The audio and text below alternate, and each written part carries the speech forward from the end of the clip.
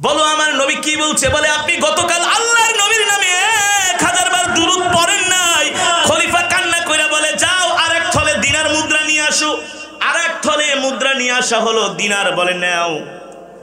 3 বার তাকে 3 বার জিজ্ঞেস করলেন, 3 থলে দিনার মুদ্রা দিয়া বলো যাও, আমার রাসূল আমার কথা বলেছে, আমি আল্লাহর নবীর একজন আশিক, যাও আমি তোমাকে 3 থলে দিনার মুদ্রা দিয়া দিলাম। বলে বাদশাহ 1 থলেই তো আমার হয়ে যায়, 3 থলে কেন দিলেন? বলে শোনো, আমার কলিজার টুকরা নবীর নামে আমি দুরূদ পড়ি। গতকালকে আমি রাজ দরবারের কাজের চাপে দুরূদ পড়তে পারি নাই, ভুলে গেছি। আমার রাসূল সেই কথা মনে রাখছে, আমার রাসূল আমাকে ভালোবাসে। এই কথা, এই সুসংবাদ শোনার পরে পৃথিবীর জমিনে আমার কাছে আর কোনো সুসংবাদ হতে পারে না। আল্লাহু আকবার, জোরে বলেন আল্লাহু আকবার।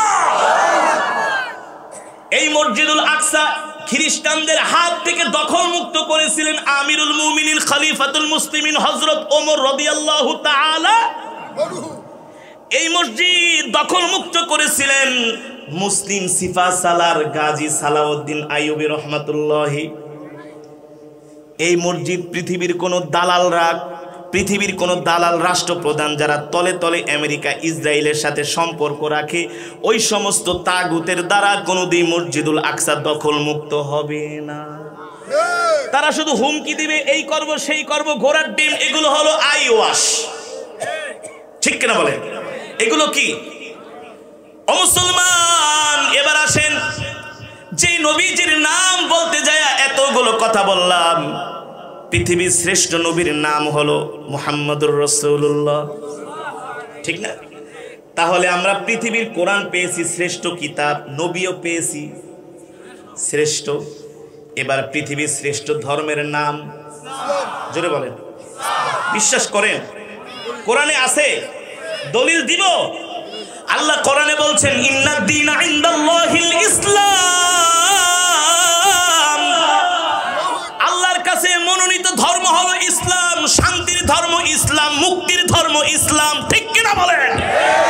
আমরা মুসলমান এতটা শান্তিপ্রিয় জাতি, আমরা মুসলমান কোন অন্য ধর্মাবলম্বীদের গায়ে হাত দেই না। কারো প্যাগোডা, কারো মন্দিরে আমরা হামলা করি না। তোমরাই হামলা করো, তোমরাই মুসলমানদেরকে মারো। তোমরাই নিউজিল্যান্ডে জুমার নামাজরত অবস্থায় তোমরা মুসলমানদের উপরে হামলা করছো, নামাজরত অবস্থায়। তোমরা প্রমাণ দেখাও। তোমরা ইফতার অবস্থায় আফগানে বোমা হামলা করে 300 কোরআনে হাফেজকে শহীদ করেছো। ঠিক কিনা বলেন? আর তোমরা নিজেদেরকে অনেক বলো, মানবতাওয়ালা বলো, মানবতার ফেরিওয়ালা। তোমরা সারা পৃথিবীতে শান্তি প্রতিষ্ঠা করতে চাও।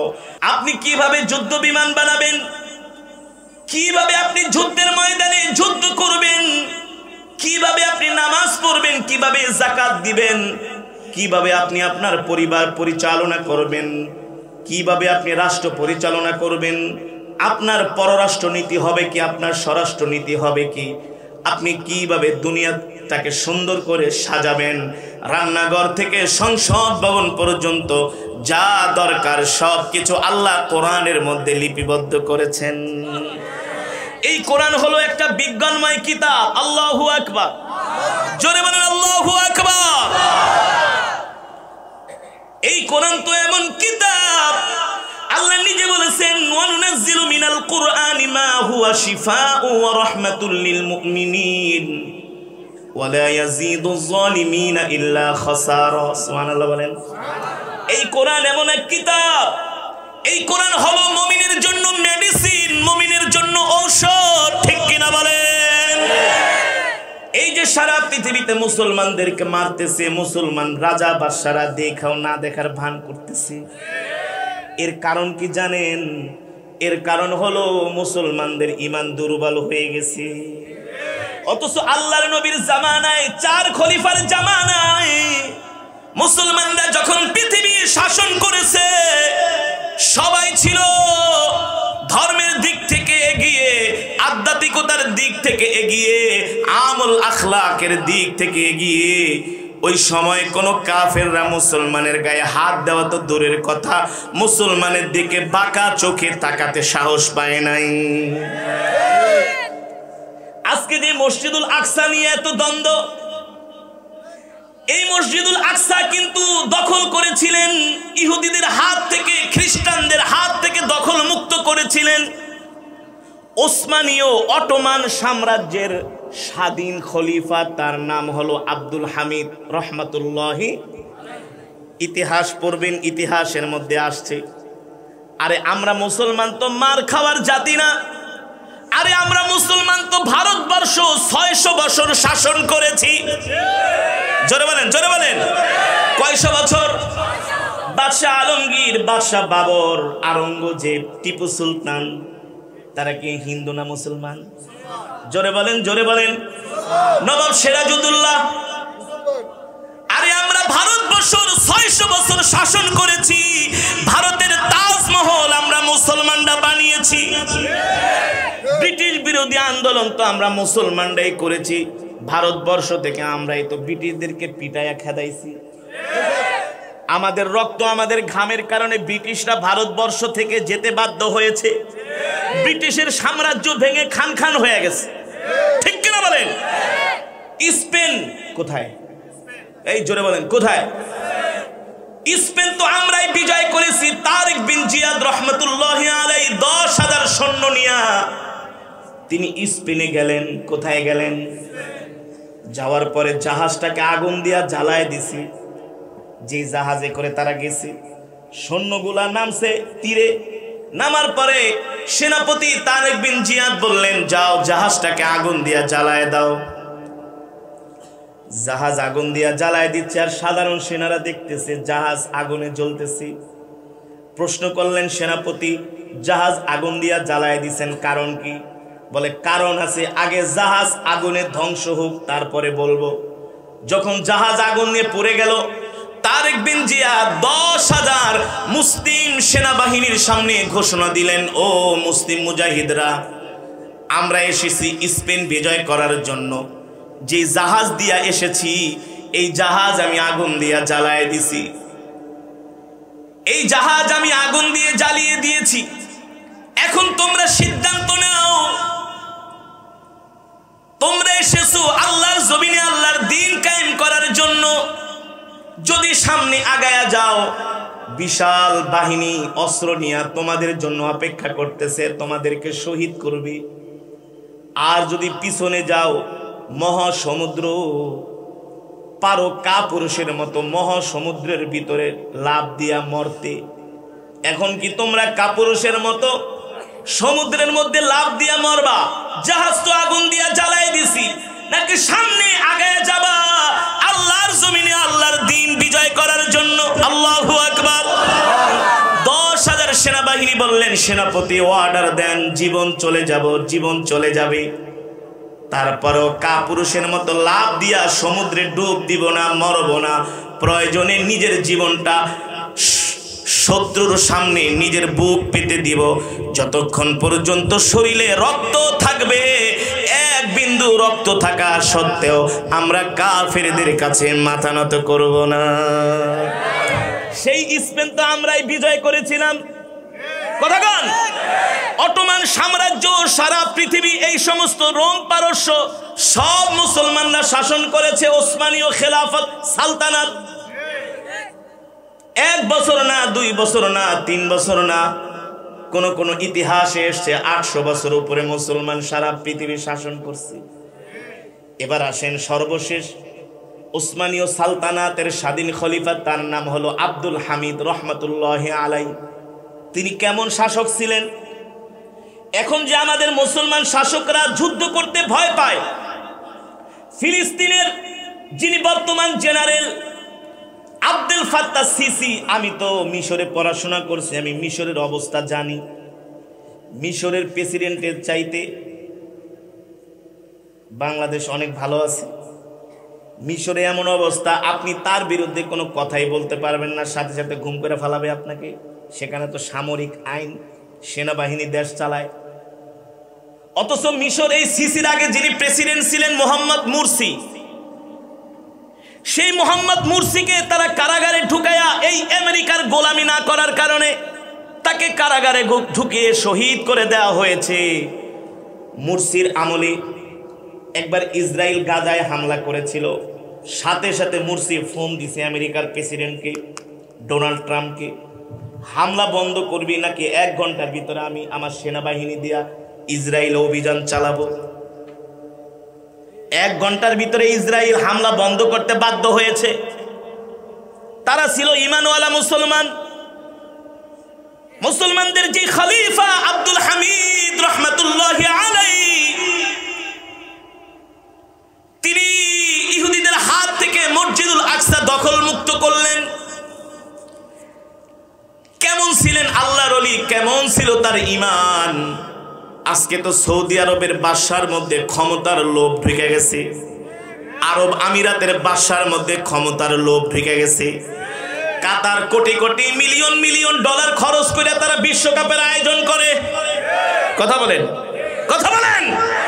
আরব আমিরাতের শায়েখরা বড় বড় বুর্জ খলিফা বানায় হাজার হাজার মিলিয়ন ডলার খরচ করে। মোহাম্মদ বিন সালমান সৌদি আরবের বাদশাহ, তিনি এমন একটা নগরী বানাইতেছেন কচ্ছপের মতো, ওইটা পুরা সমুদ্রের ভিতরে ভাসবে। ওটা এমন একটা নগরী বানাচ্ছে, আপনি ঢুকলে বুঝবেন না এটা একটা নগরী। সমুদ্রের মধ্যে সেই নগরীটা বানাচ্ছেন কচ্ছপ আকারে, কয়েক কিলোমিটার জায়গা নিয়ে এমন মেগা মেগা প্রজেক্ট তারা বানাচ্ছেন। দুনিয়ার লোভে পড়ে, দুনিয়ার ফাঁদে পড়ে, ভোগ বিলাসে মত্ত হয়ে। অথচ তার পাশের রাষ্ট্র ফিলিস্তিনে মুসলমান খাইতে পায় না। শত বছর ধরে তারা অত্যাচারিত, নির্যাতিত হয়। মুসলমানের প্রথম কেবলা ইহুদিরা জোর করে দখল করে তালা মেরা রাখছি, মুসলমানকে নামাজ পড়তে দেয় না। এবার আপনাদের কাছে আমার প্রশ্ন, তারা কি মুসলমানদের শাসক হওয়ার যোগ্যতা রাখে? চলে বলে, ওরা তো ইহুদি খ্রিস্টানদের গোলাম, দালাল, ঠিক কি বলে? ওদের মাঝে রাসূলের আখলাক নাই, চরিত্র নাই, আল্লাহর ভয় নাই। আল্লাহর নবী বলেছেন, আল মুসলিমু আখুল মুসলিম, মুসলমান মুসলমানের ভাই। ইশতাকা কুল্লুহু ইশতাকা রাসুহু, যদি তোমার শরীরে ব্যথা পায়, ওই ব্যথা যেমন সারা অঙ্গে ছড়ায় যায়, পা থেকে মাথা পর্যন্ত। একজন মুসলমান যদি সেই আটলান্টিকের ওই পারেও নির্যাতিত হয়, এই নির্যাতনের খবর পায়া যদি তোমার খারাপ না লাগে, কান্না না লাগে, কষ্ট না লাগে, তাহলে বুঝতে হবে তোমার ঈমান নাই, তোমার ঈমান দুর্বল হয়ে গেছে। এবার আসেন, মুসলমানদের খলিফা আব্দুল হামিদ কেমন আল্লাহ রসুলের প্রেমিক ছিল, কেমন আশিকে রসুল ছিলেন মুসলমানদের খলিফা আব্দুল হামিদ রহমাতুল্লাহি আলাইহি। আরে ভাই, মসজিদুল আকসা যারা তারা বিজয় করতে পারবে না। এই মসজিদুল আকসা বিজয় করতে হলে অমন ঈমানওয়ালা শাসক হতে হবে। মুনাফিকরা পারবে না, কারণ মুনাফিকদের তলে তলে ইসরায়েলের সাথে তাদের সম্পর্ক, আমেরিকার সাথে সম্পর্ক। তোমরা হাজার হাজার ডলার খরচ করতে পারো, মসজিদুল আকসা দখল করার জন্য অস্ত্র কিনতে পারো না। মসজিদুল আকসার জন্য মিলিয়ন মিলিয়ন ডলার বাজেট করো। যতদিন পর্যন্ত মসজিদুল আকসা দখল না হবে, 57টি মুসলিম রাষ্ট্র থেকে সেনাবাহিনী নাও। যদি সেনাবাহিনী যুদ্ধ করতে তারা ভয় পায়, চুরি পালায়া ব্যারাকে বসায় রাখো, সীমান্ত খুলে দাও। কোটি কোটি মুসলিম যুবক মসজিদুল আকসার জন্য জীবন দিতে রাজি।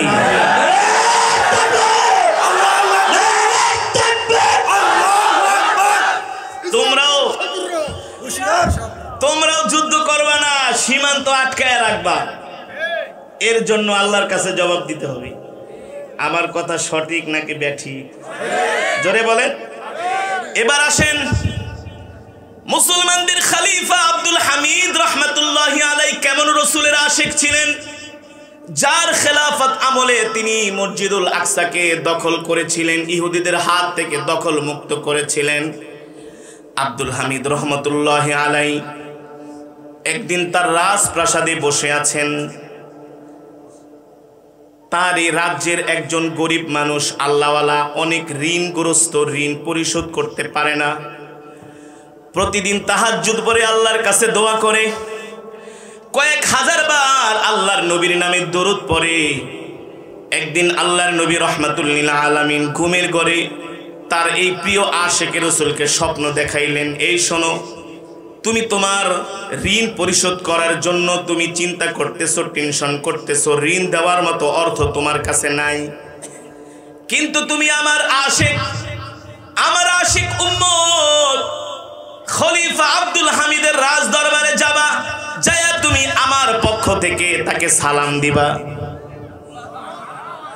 আল্লাহর নবী নিজে বলছেন, তুমি আমার পক্ষ থেকে খলিফা আব্দুল হামিদকে আমার সালাম দিবা। সুবহানাল্লাহ, জোরে কোন।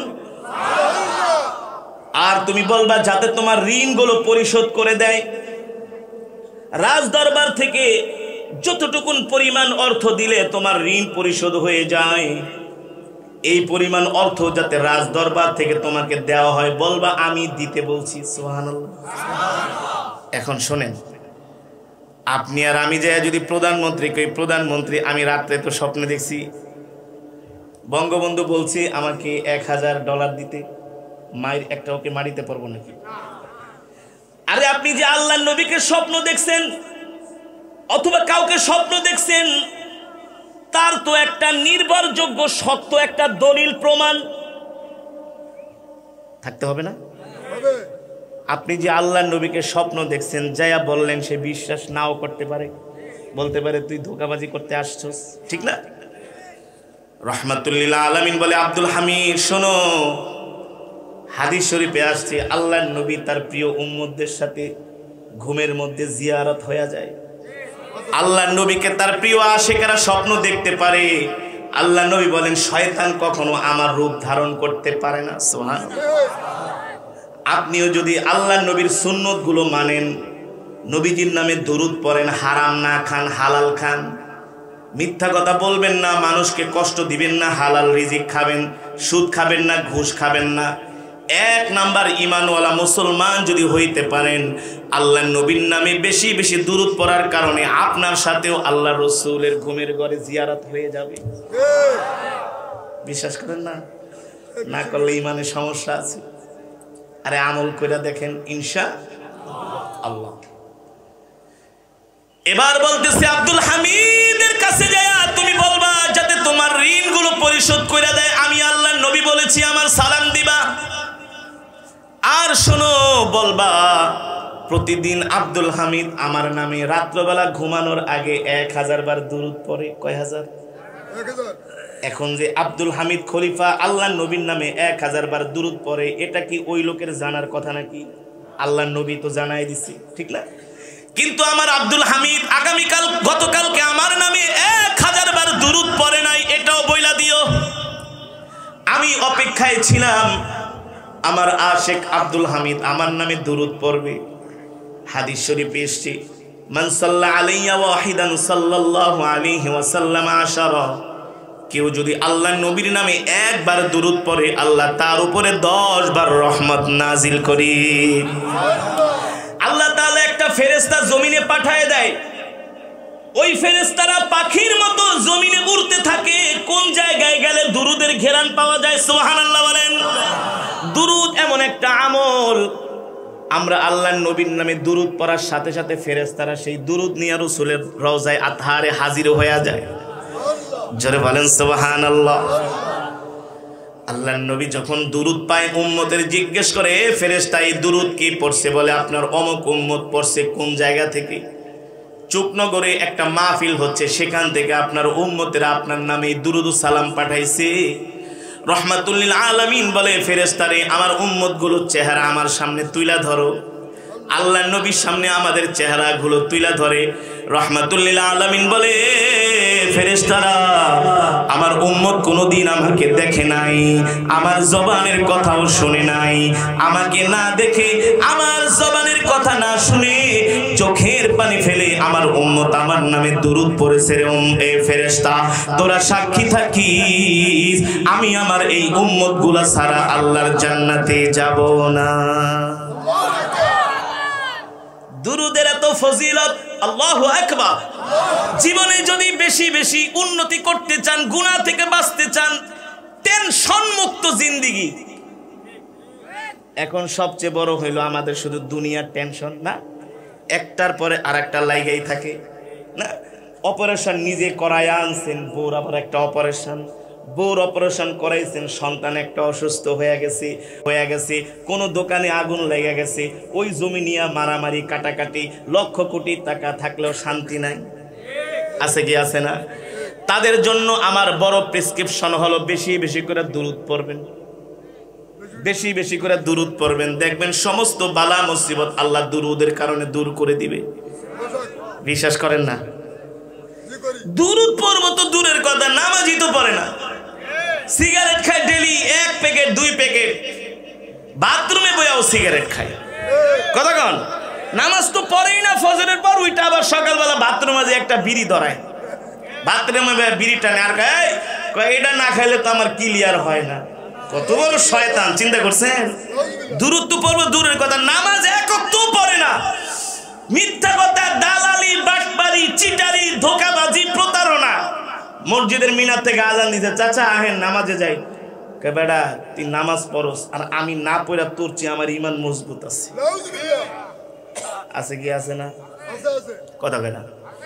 এমন মানুষ আপনাকে চুকনগরে নাই?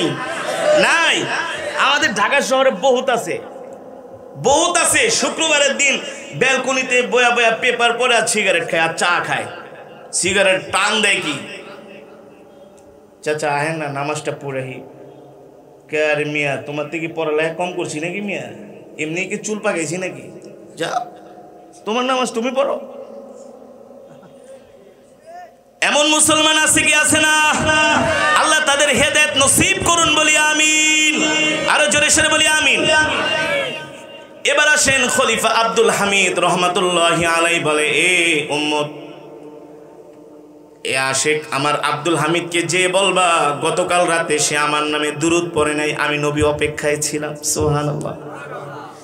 এই কথা শোনার পরে রাসূলের এই উম্মত খলিফা আব্দুল হামিদ রাহমাতুল্লাহি আলাইহির দরবারে চলে গেছেন, যে বলতেছে আমি একটু খলিফার সাথে সাক্ষাৎ করতে চাই।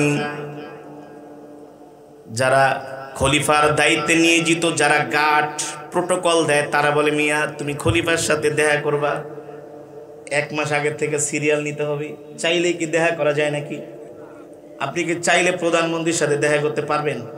মন্ত্রীর সাথে, এলাকার এমপির সাথে না, আগে থেকে আপনাকে দেখা করার জন্য পারমিশন নিতে হবে, ঠিক না? আগে থেকে কখন আপনাকে সময় দিবে, সে আপনাকে সময় দিয়ে দিবে, এতটা সময় এসো, ঠিক কিনা বলেন? খলিফার সাথে চাইলেই দেখা করা যায় না। ওই রাসূলের আশিক বলতেছেন, শোনো খলিফাকে যায় বলো আল্লাহর নবী বলছে আমাকে তার সাথে দেখা করতে। আল্লাহু আকবার। কয় মিয়া পুরান পাগলে ভাত পায় না, নতুন পাগলের আমদানি না, আল্লাহর নবী কইছে দেখা করতে। হ্যাঁ তুমি যে বাদশাকে বলো।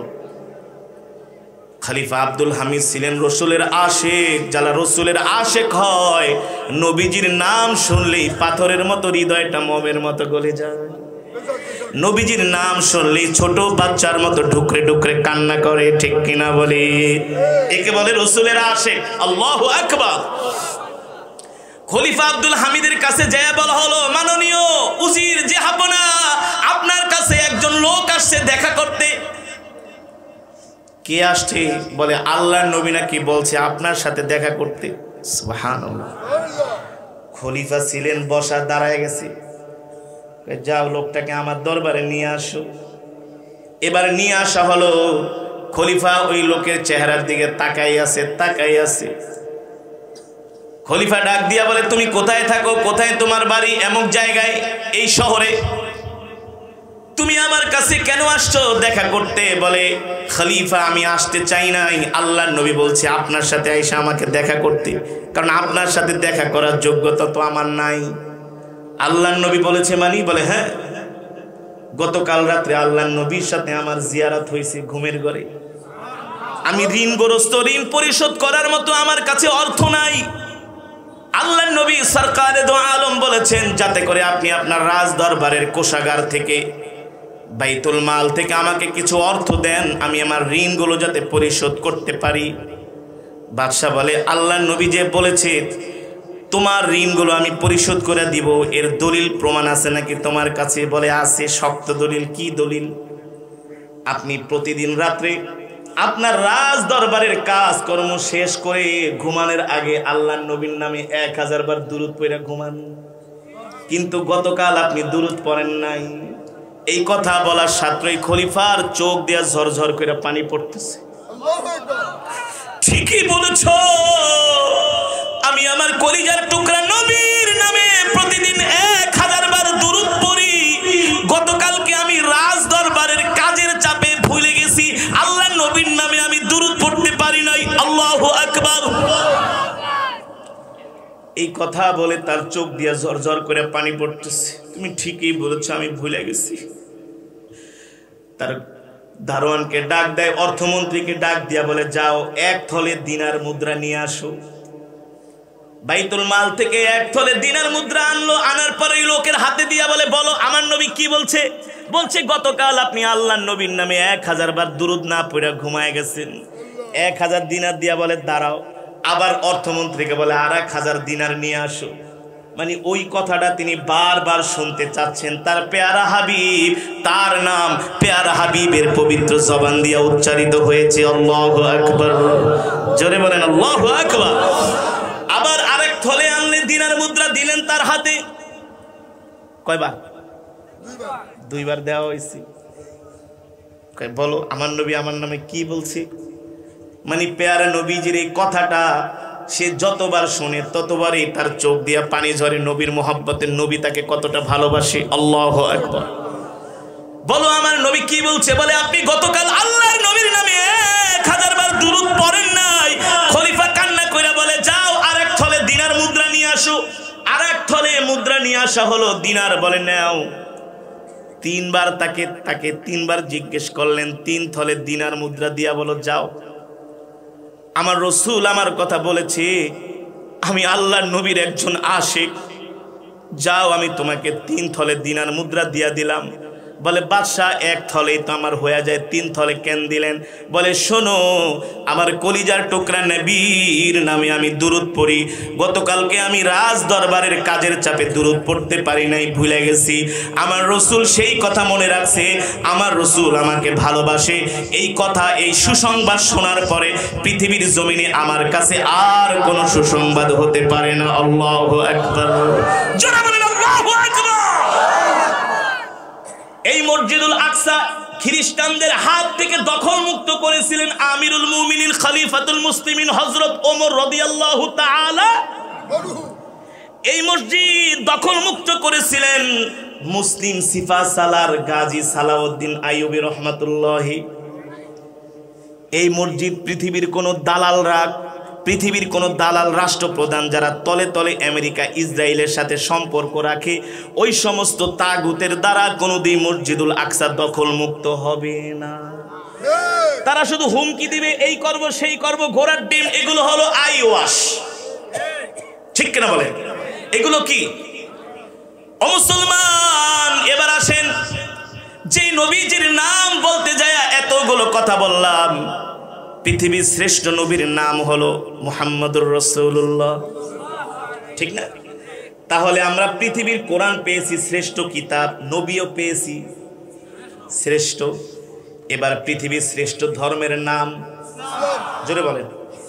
বিশ্বাস করেন কোরআনে আছে? দলিল দিব? আল্লাহ কোরআনে বলছেন, ইন্নাদ দীনা ইনদাল্লাহিল ইসলাম। আল্লাহর কাছে মনোনীত ধর্ম হলো ইসলাম, শান্তির ধর্ম ইসলাম, মুক্তির ধর্ম ইসলাম, ঠিক কিনা বলেন?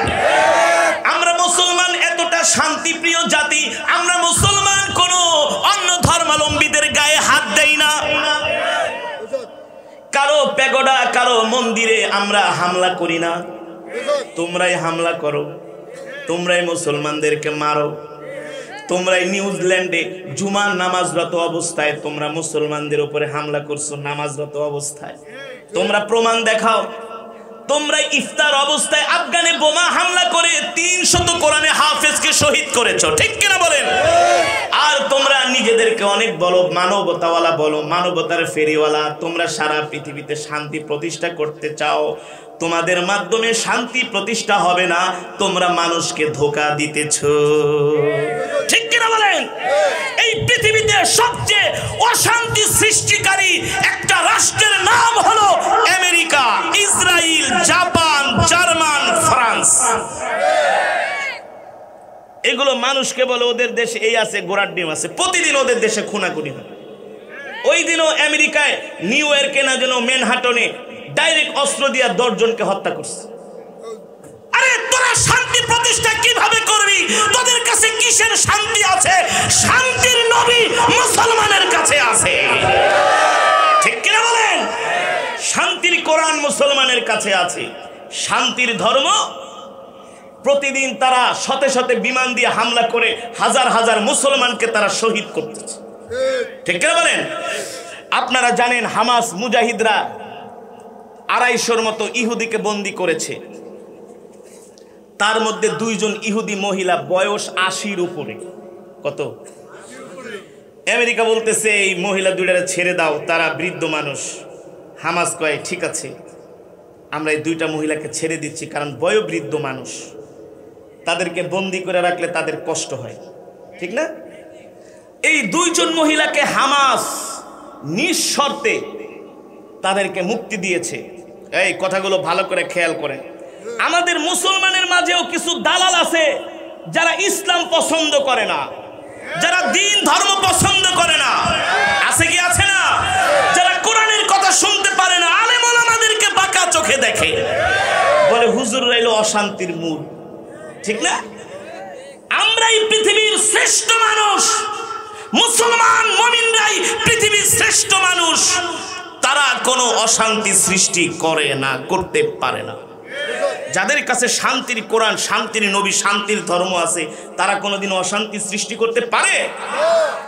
যখন ওই 2 মহিলাকে হামাস মুক্তি দিল, BBC, CNN, Fox News, Al Jazeera, পৃথিবীর সব মিডিয়াগুলো মহিলাদের সামনে যায় বলতেছে কতদিন বন্দী ছিলেন? বলে 2 সপ্তাহের উপরে। হামাস যোদ্ধারা আপনাদের সাথে কেমন আচরণ করেছে? বলে আমাদেরকে বন্দী করে বলছে শোনো, আমাদের দ্বারা তোমাদের বিন্দু মাত্র ক্ষতি হবে না, কারণ আমরা মুসলমান।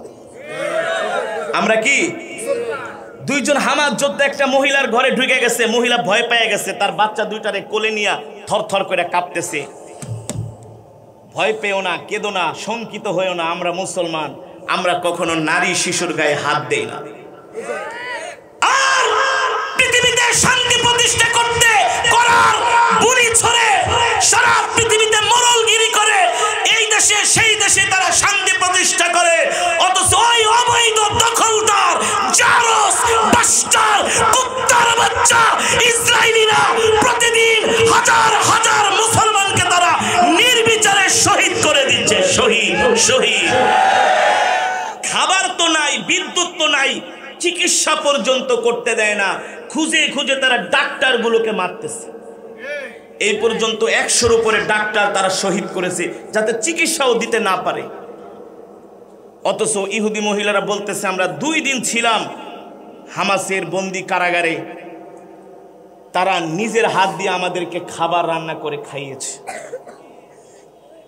এই পৃথিবীর কুফার, এর চাইতে মানবতাবাদী ধর্ম আর হতে পারে না, ঠিক কিনা বলেন? বলে হামাস যোদ্ধারা আমাদের প্রতিদিন ট্রিটমেন্ট করেছে, চিকিৎসা দিয়েছে, আমাদের সাথে তারা কোনো খারাপ আচরণ করে নাই, আমাদেরকে সেবা করেছে। এই কথা যখন তারা মিডিয়ার সামনে বলতেছে, কোটি কোটি মানুষ এই খবরগুলো দেখতেছে আর নেতানিয়াহুকে থুতু মারতেছে যে জারস, তোদের কোনো রাষ্ট্র নাই, তোদের কোনো মানচিত্র নাই, তোদের কোনো ভূমি নাই। হিটলারের মায়ের খায়া আরব দেশে আইসা তোরা একটু জায়গার জন্য ভিক্ষা চেয়েছিলি, মুসলমানরা তোদেরকে দয়া করে, মানবতার ধর্ম, মুসলমান মানবিক, মানুষকে ভালোবাসে, তোদের জায়গা দেওয়ার কারণে আজকে তিল তিল করে মুসলমানের রাষ্ট্র তোরা দখল করেছিস, ঠিক কিনা বলেন? যেই মুসলমান তোমাদের জায়গা দিল সেই মুসলমানদের উপর তোমরা অত্যাচার করছো। যখন বিশ্ব মিডিয়ায় প্রচার হয়ে গেল যে হামাস যোদ্ধারা এত সুন্দর আচরণ করছে, নেতানিয়াহু কয় এতদিন যা অর্জন করছি সব শেষ। সব কি? আমরা তো মিডিয়ার মাধ্যমে দেখাতে চেয়েছিলাম যে মুসলমান হলো টেরোরিস্ট, জঙ্গি, তাদের কাজ হলো মানুষ হত্যা করা, মানুষকে পুড়িয়ে মারা। আর এই মহিলা বলছে কি? এ তো আমাদের মান সম্মান শেষ করে দিছে।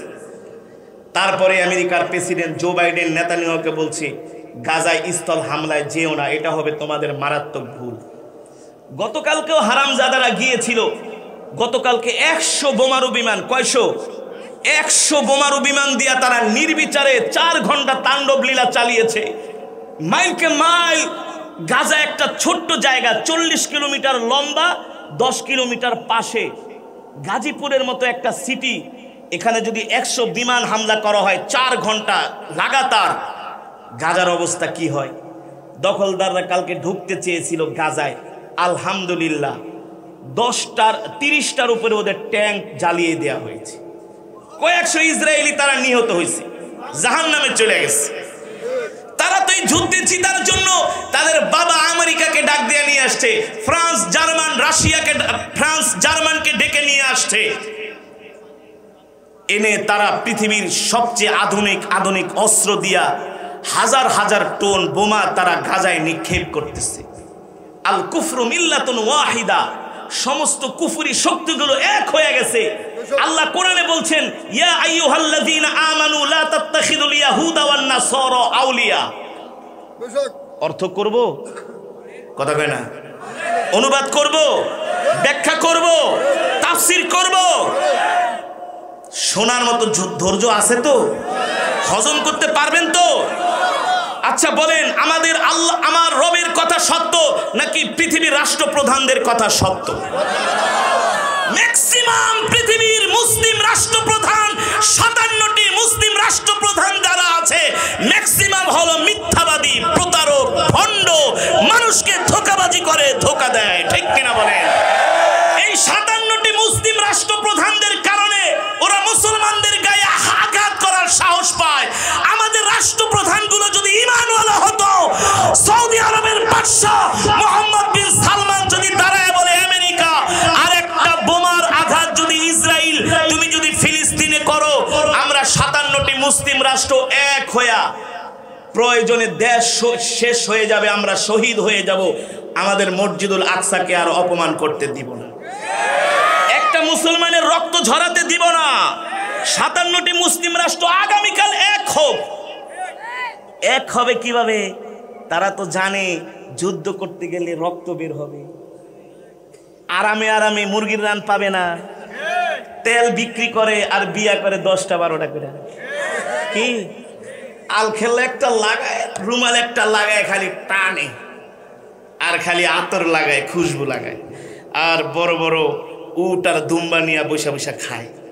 এই খাওন কি আছে যুদ্ধের ময়দানে? আছে? নাই। তোরা যুদ্ধ করবে কিভাবে? তো ইমানই শক্তি নাই, ওদের তো ইমান দুর্বল। ওরা অস্ত্রকে ভয় করে, সৈন্যকে ভয় করে। পৃথিবীর সবচেয়ে দামি সম্পদ, যেই তেল ছাড়া আমেরিকার যুদ্ধ বিমান চলে না, আমেরিকার যুদ্ধ জাহাজ চলে না, সেই তেলের মালিক হলো মুসলমানরা, ঠিক কিনা বলে? তেল বিক্রি করা বন্ধ করে দাও, করবে না তো। যদি আবার ওদের গদি উল্টায়া যায়, বুঝেন নাই? সৌদি আরবের গদি উল্টায় গেলে ওই তো মাইর খাইব, কারণ সৌদির সব বড় বড় আলেমদেরকে জেলের মধ্যে ঢুকানো হয়েছে। গত 2 সপ্তাহ আগে হারামাইনের একজন ইমাম শেখ ইয়াসির আদ-দাউসি, যার তেলাওয়াত শুনলে কলিজায় লাগে, সে শুধু প্যালেস্টাইনের পক্ষে ফেসবুকে একটা স্ট্যাটাস দিয়েছিল, একদিনের মধ্যে তাকে ইমামের চাকরি থেকে অব্যাহতি দেওয়া হয়েছে। ইমাম মাহাদির কোনো আলোচনা সৌদি আরবে করতে দেয় না, জিহাদের কোনো আলোচনা সৌদি আরবে করতে দেয় না, জানে ওদের জম ইমাম মাহাদি আসলে এই সমস্ত বাটপাট ছাটপাড়ার ক্ষমতায় থাকতে পারবে না। 57টি মুসলিম রাষ্ট্রপ্রধানদের কারণে আমরা মুসলমান সারা পৃথিবীতে মার খাচ্ছি। কেন?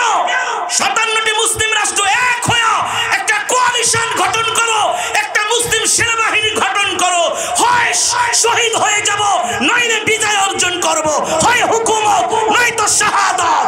তোমাদের সেনাবাহিনীকে আগে পাঠাও, তাদের পিছে আমরা আছি, ঠিক কিনা বলেন? মুসলমানদের পক্ষে এই কথা কে বলবে? কে বলবে? তারা ভয় পাচ্ছে আমেরিকার অস্ত্রের কাছে, সৈন্যের কাছে। কিন্তু আমার আল্লাহ কি বলছেন বলবো? আমার আল্লাহ বলছেন, কাম মিন ফিআতিন কলিলাতিন গলাবাত ফিআতান কাসীরাতান বিইذনিল্লাহ ওয়াল্লাহু মা'আস সাবিরিন। নবী আপনি বলে দেন আপনার সাহাবীদেরকে, রোমান বাহিনী শক্তিশালী বাহিনী, মুসলমান বাহিনী ক্ষুদ্র একটা ছোট্ট দল।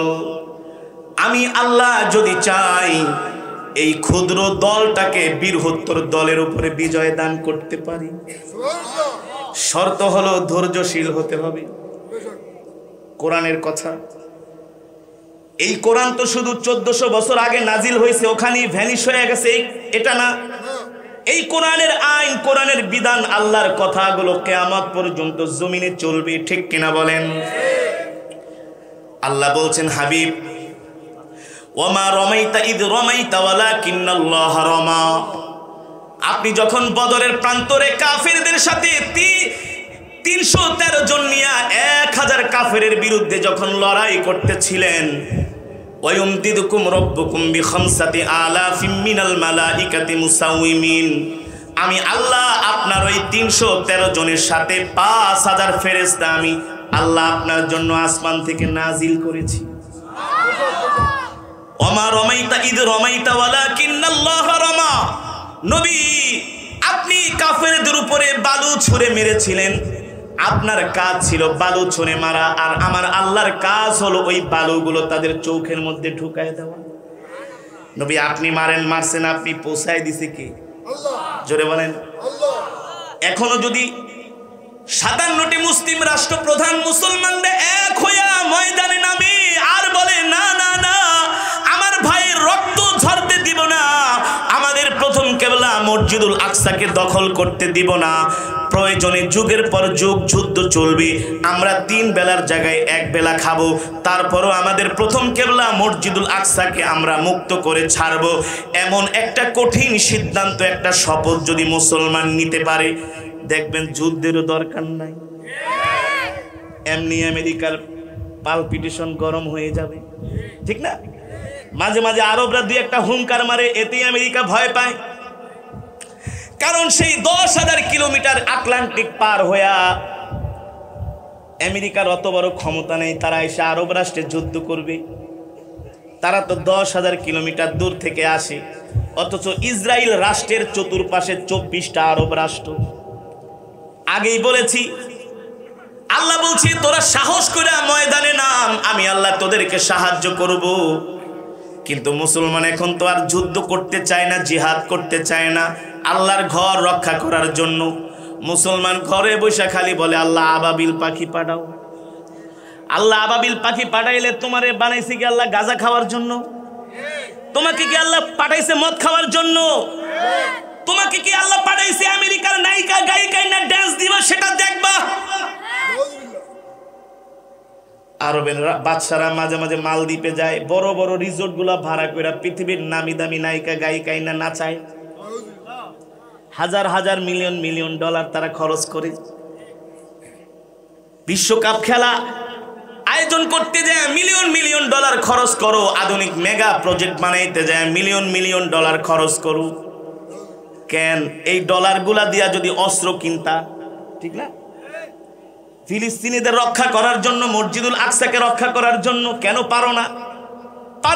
পারো না, এর কারণ হলো তোমাদের মাঝে দুনিয়ার লোভ ঢুকে গেছে। এবার আসেন, আল্লাহর নবী পৃথিবীর শ্রেষ্ঠ নবী, আমার নবীর মতো এত ইবাদত কেউ করতে পারে নাই, পারবেও না। যেই নবীর জন্য জাহান্নামের আগুন হারাম, যেই নবীর জন্য জান্নাত ওয়াজিব, ওই নবীকে আল্লাহ বলতেছেন উযিনা লিল্লাযিনা ইউকাতালুনা বিআন্নাহুম যুলিমু ওয়া ইন্নাল্লাহা আলা নাসরিহিম লাকাদির। আল্লাহ ডাক দিয়া বলে নবী 13 বছর মক্কায় দাওয়াত দিবেন। কয় বছর? 13 বছরে মক্কার কাফেররা আমার নবীর উপরে এমন কোন অত্যাচার নির্যাতন নাই যে করে নাই। আমার নবীকে থুতু মারছে, মিথ্যাবাদী বলছে। আমার নবী নামাজে দাঁড়াইছে, আবু জেহেল আইসা উটের নারী বড়ি আমার নবীর পিঠের উপরে, উটের পচার নারী বড়ি আমার নবীর পিঠের উপরে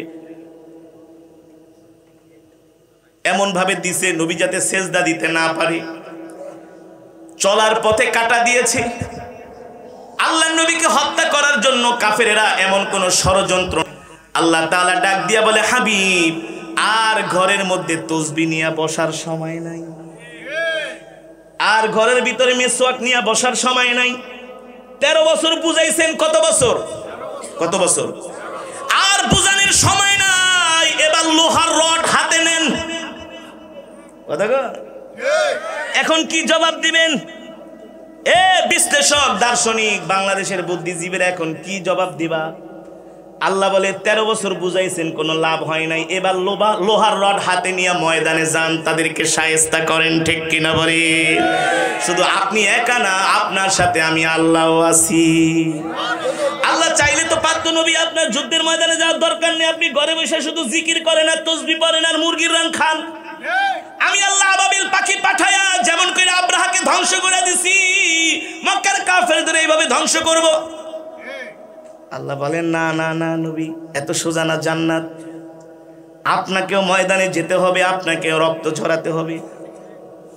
উহুদের ময়দানে আমার নবীর শরীরের মধ্যে তীরের আঘাত, তরবারির আঘাত, লোহার টুপি ভেঙে নবীজির মাথা মোবারকে ঢুইকা নবীজির পবিত্র রক্ত জমিনে পড়ছে। আল্লাহর নবীর 1 ফোঁটা রক্ত তামাম পৃথিবীতে যা কিছু আছে সবচাইতে উত্তম। সেই নবীকে আল্লাহ ছাড়ে নাই বলে আপনার যুদ্ধের ময়দানে যেতে হবে, যান। 63 বছর জিন্দিগিতে আমার নবী সরাসরি 27 বার যুদ্ধের ময়দানে সেনাপতির দায়িত্ব পালন করছে। কিসের এত সোজা? পৃথিবীতে ইসলাম কেমনি কায়েম হয়েছে? 73টার উপরে যুদ্ধ আমার নবী সরাসরি নিজে কমান্ডিং দিয়া, নিজে সেনাপতি নিযুক্ত করায় 73টা যুদ্ধ আমার নবী নিজে পরিচালনা করেছে, আর 27টায় সরাসরি অংশগ্রহণ করছে। এই বয়ানগুলো তো এখন মুসলমানদের মাঝে করা হয় না। করলে তো সারা পৃথিবীর মুসলমান ফুইসা উঠে কইব ইসরায়েল ধ্বংস করে দিব। বুঝেন নাই? মুসলমান এখনো সময় আছে, আমাদের ইমানি শক্তিতে বলিয়ান হতে হবে। ঠিক কিনা বলেন? সময় খুবই কঠিন সামনে আসতেছে। এই যুদ্ধ থামবে না তো। মসজিদুল আকসা বিজয় না হওয়া পর্যন্ত এই যুদ্ধ থামবে না, যুদ্ধ চলবে, কিয়ামত পর্যন্ত চলবে। আর মসজিদুল আকসা ওরা দখল করে রাখতে পারবে না। আল্লাহর নবীর হাদিস, আল্লাহর নবীর হাদিস, লা তাজালু তাইফাতুম মিন উম্মতি যাহিরিনা আলাল হক। কিয়ামত পর্যন্ত আল্লাহ তাআলা একটা হকের দল এই জমিনে প্রতিষ্ঠিত রাখবেন। প্রয়োজনে তারা কচু গাছের নিচে লুকায় থেকে আবার যুদ্ধ করবে, কিন্তু একটা দল আল্লাহ রাখবে, হকের একটা দল, হকের দল, হকের দল। তাদের কেউ পরাজিত করতে পারবে না। আমেরিকা হাজার হাজার টন বোমা মেরে কোটি কোটি ডলারের অস্ত্র খরচ করে পারছে আফগানের মুসলমানদের দমায় রাখতে। আমেরিকা হলো এমন একটা হারামজাদা দেশ, ওরা পৃথিবীর যেখানে গেছে কোন দেশে ওরা যুদ্ধে জিততে পারেনি।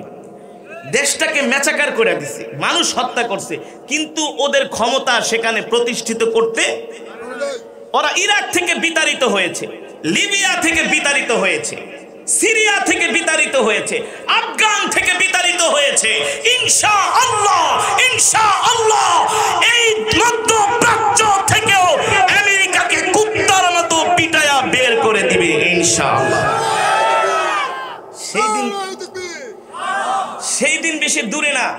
আপনারা মুসলমানের এই হামলা দেখা মনে করতেছেন মুসলমান শেষ। মুসলমান শেষ হবে না। আরে মুসলমান শেষ হলে কিয়ামত হয়ে যাবে। আপনি কি ভাবেন না ভাবেন, ইনশাআল্লাহ ইমাম মাহদি আসবে। ইমাম মাহদি আলাইহিস সালাম আসার আগে জমিনে জয়ের ধারা শুরু হয়ে যায়।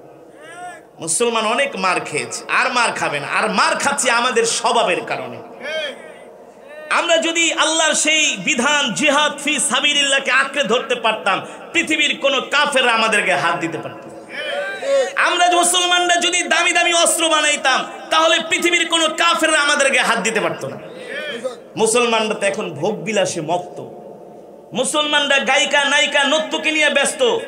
মুসলমান তো আর তাহাজ্জুদের নামাজ পড়ে না, মুসলমান তো আর সেই ফজরের নামাজ জামাতে পড়ে না। ঈমান মজবুত হবে কিভাবে? চাঁদপুর গেছি এক মাহফিলে, 50,000-এর উপরে মানুষ। 2 মিনিটে শেষ করব, বসেন, 2 মিনিট টাইম। চাঁদপুর গেছি এক মাহফিলে, 50,000-এর উপরে মানুষ। ইমামরে জিজ্ঞেস করলাম, হুজুর ব্যাপার কি এত মানুষকে? হুজুর খুব ধর্মভীরু আমাদের এলাকার মানুষগুলা, ধর্মভীরু। হ্যাঁ মাশাআল্লাহ। হুজুর দেখেন না হাজার হাজার মানুষ, এত শীত, মাশাআল্লাহ খুব ধর্মভীরু। হুজুর ওয়াজ যদি 3 ঘন্টাও করেন একজনও উঠবো না। কয় ঘন্টা? কয় ঘন্টা? খায়া দেয়ার কাম নাই, 3 ঘন্টা ওয়াজ, পরে ফজরের নামাজ কাজা। আচ্ছা ইমাম সাহেব 3 ঘন্টা ওয়াজ করুন। আচ্ছা বলেন আপনার এলাকায় ফজরের নামাজে কয়জন মুসল্লি হয়? কোন নামাজ? এই জোরে বলেন, কোন নামাজ? ফজরের সালাতে কয়জন মুসল্লি হয়? হুজুর খাই 80 ঘরে। কয় ঘর? 80 ঘর। বুঝছেন তো? খাই 80 ঘরে। 80 ঘর বুঝছেন নাই? আরে মিয়া, ওই যে ইমামদেরকে এক একদিন খাওয়ান না, না আপনারা খাওয়ান না? বাটি বড়ে খাবার দেন না? খাওয়াবেন, ইমামদেরকে খাওয়াবেন, আলেমদেরকে খাওয়াবেন। আলেমদের কারণে এখনো সমাজ ঠিক আছে, বুঝেন নাই? তারাই আপনাদেরকে আজান দিয়া নামাজের জন্য ডাকে, তারাই আপনাদের জানাজার নামাজ পড়াবে, তারাই আপনাদের বিয়া পড়ায়। আর যাদের কথার কারণে ইমামদের বাঁকা চোখে দেখেন, এটি সব এলো গাঞ্জা খাওয়াই না পার্টি, টানোই না পার্টি। রাগ করতেছেন? আল হক মুরুন, হক কথা একটু শুনতে খারাপই লাগবে, কিন্তু হক কথা বলতে হবে। ইমামরাই আপনি বিপদে পেলে আপনার জন্য দোয়া করে নাকি? হুজুর খাই 80 করে, কিন্তু ফজরের সময় মুসল্লি হয় 8 জন। মাশাআল্লাহ। কয়জন? আরে আমরা তো সারা বাংলাদেশ ঘুরি, আমরা তো, আমিও মাঝে মাঝে এই সাতক্ষীরা থেকে প্রোগ্রাম করে ঢাকায় যেতে যেতে ফজরের নামাজে রক্ত হয়ে যায়, তো অনেক মসজিদে গাড়ি থামায় ফজরের নামাজ পড়ি। শীতের দিন পানি যে জায়গায় লাগে ওই জায়গায় অবশ হয়ে যায় ফজরের সময়, বুঝেন নাই? মসজিদে ঢুকে দেখি 6 জন, 5 জন, 3 জন, 4 জন মুসল্লি, আর বয়স সব 60-70-এর উপরে। 60-70-এর, আর মানুষ 70 বছর হলে ঘুম এমনি কমে যায়। 3 ঘন্টা ঘুমের পরে আর ঘুম, পরে যাই ফজর নামাজটা পড়াহি।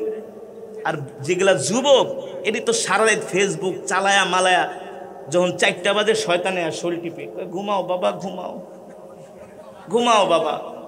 হ্যাঁ, তখন দেখ ঘুমে আর চোখ ধরে রাখতে পারে না, এমন ঘুম দেয়, ওঠে সকাল 10টায়। এই মুসলমান দিয়া মসজিদুল আকসা দখল মুক্ত হবে এতই সোজা? এত সোজা না। ইমানওয়ালা মুসলমান হতে হবে, শাসকদেরও ইমানওয়ালা হতে হবে, জনগণকেও ইমানওয়ালা হতে হবে, ঠিক কিনা বলেন? তাহলে কাফের মুশরিক বেঈমানরা আমাদের উপর অত্যাচার করার সাহস পাবে না। তখন মুসলমান ইমানি শক্তি নিয়ে আগায় যাবে, সৈন্য অস্ত্রকে তারা কেয়ার করবে না, তারা ভরসা করবে কার উপর? আল্লাহ। তাহলে মুসলমান আমাদের ইমানকে মজবুত করতে হলে 5 ওয়াক্ত সালাত জামাতের সাথে আদায় করতে হবে। মিথ্যা কথা বলা যাবে না, সুদ খাওয়া যাবে না, ঘুষ খাওয়া যাবে না, মানুষের সম্পদ দখল করা যাবে না, মানুষের মনে কষ্ট দেওয়া যাবে না, সমাজে মারামারি কাটাকাটি হানাহানি হিংসা বিদ্বেষ করা যাবে। এই সমস্ত গুনাহ থেকে বেঁচে থাকতে হবে, ঠিক কিনা বলেন? তাহলে আমাদের ইমান মজবুত হবে। আর ফিলিস্তিনিদের জন্য আপনারা বেশি করে নফল রোজা রাখবেন, নফল নামাজ পড়বেন। আর ইসরায়েলের যত পণ্য আছে সব পণ্য বয়কট করবেন। ইউনিলিভারের যত, এই শোনেন ভালো করে শোনেন, কোকোকলা, 7 আপ, পেপসি, ফান্টা এগুলো খাবেন না, এগুলো ইসরায়েলি পণ্য। লাক্স সাবান এগুলো ইসরায়েলি পণ্য, এগুলো খাবেন না, এগুলো ইসরায়েলি। ওরা আমাদের দেশে এগুলো বিক্রি করে, এখান থেকে একটা পার্সেন্টেজ চলে যায় ইসরায়েলের কাছে। ইসরায়েল ওই টাকা দিয়ে আবার অস্ত্র কিনা মুসলমানদেরকে মারে, বুঝেন না? ইসরায়েলি পণ্য বয়কট করবেন। ইসরায়েলি যে পণ্যগুলো আছে এগুলো গুগলে আছে, ইন্টারনেটে আছে, সার্চ দিলে চলে আসবে ইসরায়েলি পণ্য কোনগুলা কোনগুলা। দেশি পণ্য ব্যবহার করবেন। 7 আপ, কোকোকোলা না খায় মোজো খাবেন, মোজো, পারটেক্স কোম্পানির মোজো। দেশি পণ্য কিনবেন। ওই লাক্স সাবান দরকার নাই, তিব্বত সাবান ব্যবহার করবেন। আমার দেশের পণ্য আমি ব্যবহার করব, কিছু মুসলমান আছে শুধু বিদেশি পণ্য খুঁজে, American, made in American. American যদি কুত্তার গুঁয়ো যদি প্যাকেট করে দেয়, মনে করে ওইটাই ওদের কাছে সেরা জিনিস। রুচির পরিবর্তন করতে হবে, ঠিক কিনা বলেন? আমরা 250 কোটি মুসলমান যদি ওদের পণ্য বয়কট করি, দেখবেন ওরা আবার যুদ্ধ বিমান বানাইবে কোত্থেকে, অর্থনীতি তলানিতে চলে যাবে, ঠিক কিনা বলেন? এটাও একটা জিহাদ। বর্তমানে আমেরিকার, ইসরায়েলের কোনো পণ্য আমরা ব্যবহার করব না, ইনশাআল্লাহ। রাজি আছেন? ফিলিস্তিনিদের পক্ষে দাঁড়ানোর এটাও একটা বড় মাধ্যম। আর সেজদা দিয়া তাদের জন্য কানবেন, আল্লাহর কাছে দোয়া করবেন যে আল্লাহ, আমরা তো যুদ্ধের ময়দানে যেতে পারছি না, আমরা অক্ষম, দুর্বল, রব তুমি তাদের উপরে রহম করো, ঠিক কিনা বলেন? আল্লাহ তাআলা সমস্ত মজলুমদেরকে আল্লাহ হেফাজত করুন। এই মাজমা, এই মাহফিলকে আল্লাহ কিয়ামত পর্যন্ত কবুল করুন। মিসবাহুল উলুম মাদ্রাসার উদ্যোগে আজকের এই মাহফিল, গভীর রজনীতে আপনারা বসে আছেন, কেউ খালি হাতে যাবেন না ইনশাআল্লাহ। আজকের মাহফিলে আসার কারণে আপনারা সবাই এক একজন এক এক খতম করে কোরআনুল কারীমের সওয়াব পেয়েছেন। কোরআনের তেলাওয়াত শুনছেন, কত যে নেকি পাইছেন আল্লাহ ছাড়া কেউ জানে না, অ্যাকাউন্টে অলরেডি জমা হয়ে গেছে। সুবহানাল্লাহ। আল্লাহ তাআলা আজকের এই মাহফিলকে নাজাতের জারিয়া হিসাবে কবুল করুন।